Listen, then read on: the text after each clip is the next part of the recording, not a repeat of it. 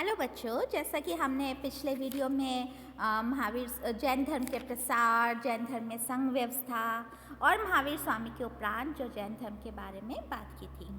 आज हम करते हैं जैन धर्म में विभाजन और दिगंबर संप्रदाय के उप संप्रदाय, श्वेतांबर संप्रदाय के उप संप्रदाय, दिगंबर संप्रदाय के आचार्य, श्वेतांबर संप्रदाय के आचार्य और जैनियों के धार्मिक ग्रंथ, ये हम आज के वीडियो में लेते हैं।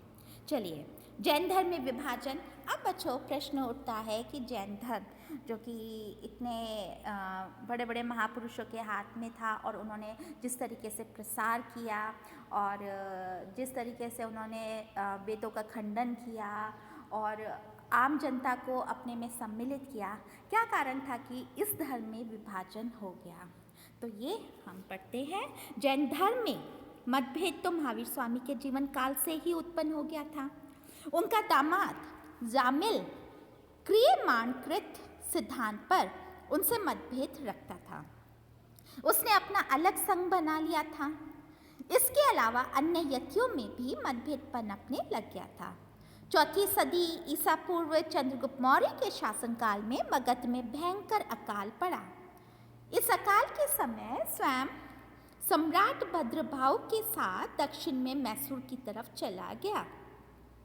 इस अकाल के समय स्वयं सम्राट कौन? चंद्रगुप्त मौर्य भद्रभाव के साथ कहाँ चल गया? दक्षिण में मैसूर की तरफ चला गया। चंद्रगुप्त ने तो यहीं संथाला कर प्राण त्याग। इस अंतराल में स्थूलभद्र कहाँ रहा था? उत्तर में। स्थूलभद्र जैनियों का आचार्य बन गया। स्थूलभद्र ने 300 ईसा पूर्व में पाटलिपुत्र में एक सभा संगीति का आयोजन किया। इस सभा में स्थूलभद्र के नेतृत्व में जैन साहित्य को व्यवस्थित करने के प्रयास किया गया। जैन धार्मिक ग्रंथों को पूर्व के स्थान पर अंगों की संज्ञा दी गई और जैन ग्रंथ 12 अंगों में संग्रहित किए गए। स्थूलभद्र का हमने पहले भी चर्चा की थी कि स्थूलभद्र ने जब एक धार्मिक सभा का आयोजन किया था ना, जब जैन धर्म की प्रथम सभा चंद्रगुप्त मौर्य के काल में हुई और इसे संभूति विजय के शिष्य स्थूलभद्र ने आहूत किया था और ये पाटलिपुत्र में हुई थी। और इसमें जो जैन सिद्धांत थे वो 12 अंगों में संकलित किए गए और इस सभा से पूर्व जो 18 पूर्वों में संकलित थे उसको अंगों में संकलित किए गए थे। तो उसके बाद में हम ये देखते हैं कि जो स्थूलभद्र है वो उत्तर में रहा और जो भद्रभाव है वो सम्राट चंद्रगुप्त मौर्य के साथ में दक्षिण के मैसूर में चला गया। इस सभा में स्थूलभद्र के नेतृत्व में जैन साहित्य को व्यवस्थित करने का प्रयास किया और जैन धार्मिक ग्रंथों को पूर्व के स्थान में पर अंगों की संज्ञा दी गई और जैन ग्रंथ 12 अंगों में संग्रहित किए गए। 12 वर्ष के उपरांत जब भद्रभाव अपने अनुयायियों के साथ पटना लौटा तो उसने स्थूलभद्र के नेतृत्व में हुए धार्मिक परिवर्तनों को स्वीकार करने से इनकार कर दिया। उनके अनुयायी नग्न ही रहे, अतः वे दिगंबर कहलाए। स्थूलभद्र के अनुयायी श्वेतांबर कहलाए क्योंकि वे श्वेत वस्त्र धारण करने के पक्ष में थे। जैन समाज आज भी इन दोनों संप्रदायों में विभक्त है और कुछ विद्वान इन दोनों संप्रदायों की उत्पत्ति पार्श्वनाथ के अनुयायियों से मानते हैं।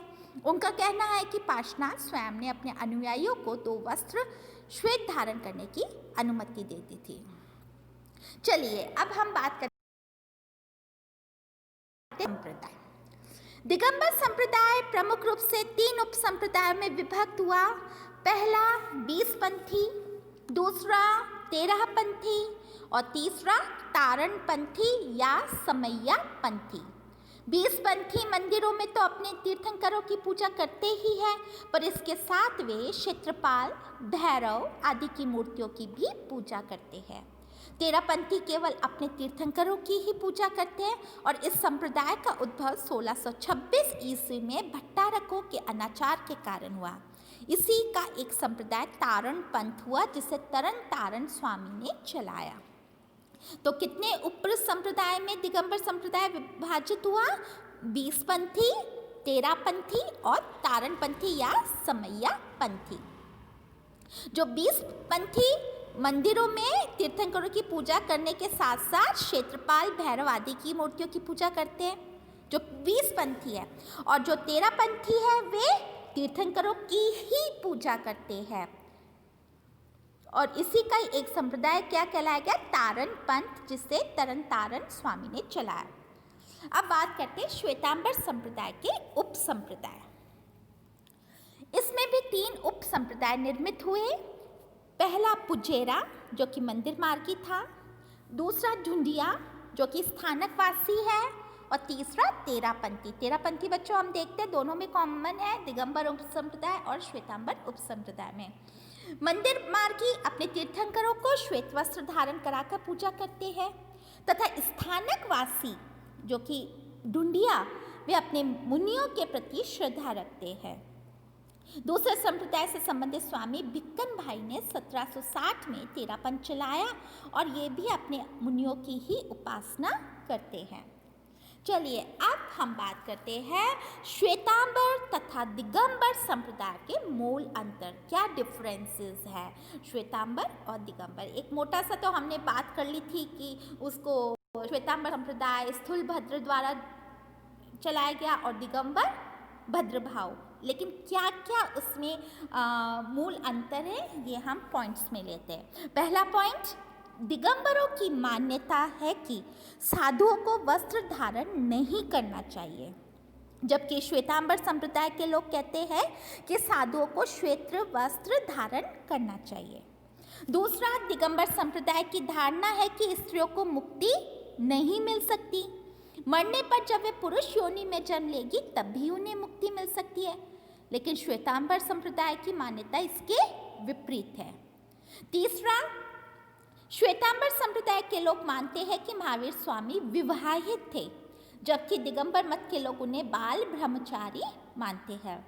चौथा, दिगंबर संप्रदाय के लोग नग्न मूर्तियों की उपासना करते हैं, जबकि श्वेतांबर संप्रदाय के लोग अपने तीर्थंकरों को श्वेत वस्त्र पहनाकर पूजा करते हैं। पांचवा, दिगंबर समुदाय के लोग जैन धर्म के सिद्धांतों का पालन कठोरता से करते हैं। उनकी मान्यता है कि जैन साधु को सब कुछ छोड़ देना चाहिए। इसके विपरीत श्वेतांबर संप्रदाय के धार्मिक नियम इतने कठोर नहीं होते। छठा, 6 पॉइंट, दिगंबर संप्रदाय के लोगों की धारणा है कि कैवल्य प्राप्त होने के उपरांत भोजन की आवश्यकता नहीं रहती। श्वेतांबर संप्रदाय के लोग इसके विपरीत धारणा रखते हैं। कालांतर में दोनों संप्रदाय भी कई शाखाओं, तेरापंथी, मंदिर मार्गी, मुनि मार्गी या स्थानकवासी में विभक्त हो गए। सातवां, दैट इज लास्ट, दिगंबर संप्रदाय की मान्यता है कि उनके 19वें तीर्थंकर पुरुष मल्लिनाथ ही थे, जबकि श्वेतांबर संप्रदाय के जैन मल्लिनाथ को एक स्त्री के रूप में मानते हैं। चलिए अब हम बात करते हैं दिगंबर संप्रदाय के आचार्य। इस संप्रदाय में अनेक विख्यात आचार्य हुए जिन्होंने विभिन्न लोकप्रिय ग्रंथों की रचना की। उनमें से प्रमुख ये है विद्यानंद, माणिक्यनंदन, प्रभाचंद, अमृतचंद सूरी, गुणरत्न सूरी, श्रुत सागर गणी, धर्मभूषण, यशो विजय गणी आदि। श्वेतांबर संप्रदाय के आचार्य, श्वेतांबर संप्रदाय में भी अनेक प्रबुद्ध आचार्य हुए जिन्होंने धर्म से संबंधी महत्वपूर्ण रचनाएं की थी।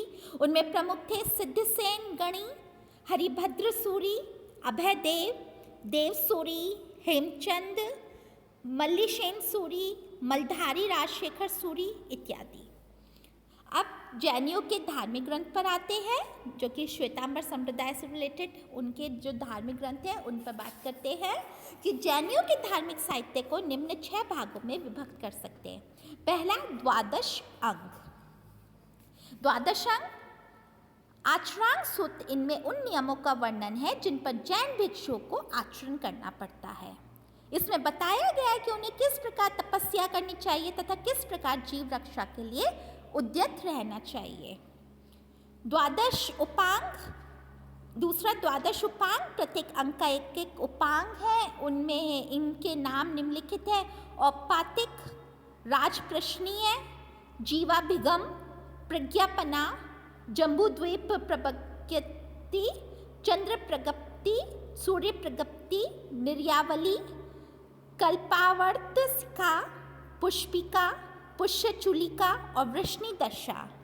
और 10 प्रक्रिया इसमें जैन धर्म संबंधी विविध विषयों का वर्णन है, यथा चतुष्शरण, संस्थारक, आतुर्त्याख्यानम, ख्यानम, भक्ता परिज्ञा, तंदुल वैचारिका, चंद्रवैद्यक, गणिविद्या, देवेंद्रस्थव, वीरस्थव और माँ प्रख्यान। छठ छेद्र सूत्र, इन सूत्रों में जैन भिक्षु और भिक्षुणियों के लिए विविध नियमों का वर्णन कर उन्हें दृष्टांतों द्वारा प्रदर्शित किया गया। किसमें? छठ छेद्र सूत्र में। छेद्र सूत्र के नाम ये है व्यवसाय सूत्र, भ्रतकल्प सूत्र, सूत्र,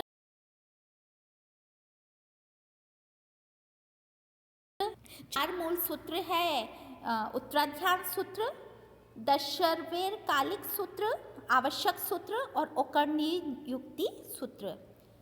और इस श्रेणी में काफ़ी ग्रंथ आते हैं, तो इनमें प्रमुख ग्रंथों का ही यहाँ उल्लेख किया जाता है, यथा नंदी सूत्र और अनुयोग द्वार। इनमें बहुत प्रकार के विषयों का समावेश है और जैन भिक्षुओं को जिन भी विषयों का परिज्ञान था वे प्राय सभी इनमें आ गए और ये विश्वकोश के ढंग से ग्रंथ है और इन पर बहुत सी टीकाएँ लिखी जा चुकी है। पुरानी टीकाएँ निर्युक्ति कहलाती है। इनका समय भद्रभाव का माना जाता है और टीकाकारों में सर्वविख्यात हरिभद्र स्वामी हुए। इनके अलावा शांति सूरी, देवेंद्र गणी और अभय देव नाम के टीकाकारों ने भी कई महत्वपूर्ण भाष्य और टीकाएँ लिखी है। प्राय ये धर्म ग्रंथ प्राकृत भाषा में ही रचित है। दिगंबर संप्रदाय के कतिपय धार्मिक ग्रंथ, इसमें इन धार्मिक जो ग्रंथ है जो उपर्युक्त हमने बात की थी, धार्मिक ग्रंथ श्वेतांबर संप्रदाय के होने के कारण दिगंबर संप्रदाय को मान्य नहीं है। उनके धार्मिक ग्रंथ विभिन्न हैं, यथा अलंकदेव द्वारा रचित अष्टशती, राजवर्तिक, न्याय विनिश्चय, माणिक्य नंदिन द्वारा रचित परीक्षा मुख सूत्र, प्रभाचंद्र कृत प्रमेय, कमल मार्तंड, नेमिचंद विद्वान ने गोमट सार, लब्धि सार, द्रव्य संग्रह आदि ग्रंथों की रचना की। कल्प सूत्र जो जैन धर्म का अत्यंत महत्वपूर्ण ग्रंथ है, उसकी रचना भद्रभाव स्वयं ने की थी। आचरण सूत्र से भिक्षुओं के आचरण की जानकारी मिलती है, जबकि भगवती सूत्र से जैन धर्म के सिद्धांतों का पता चलता है। आचरण सूत्र में उनके आचरणों के बारे में, जो भिक्षुओं के आचरण के बारे में, और भगवती सूत्र में जैन धर्म के सिद्धांतों के बारे में पता चलता है। और अब हम बात करते हैं जैन धर्म के व्यापक न होने के कारण, क्योंकि बच्चों हमने देखा है जो बौद्ध धर्म है वो तो विदेशों में भी उसका प्रसार है और आज भी हम देखते हैं कि बौद्ध धर्म किस तरीके से फूल रहा है, फ्लरिश्ड हो रहा है, लेकिन जैन धर्म आपको भारत के बाहर देखने को नहीं मिलता। इसके पीछे क्या कारण है ये हम नेक्स्ट वीडियो में करते हैं।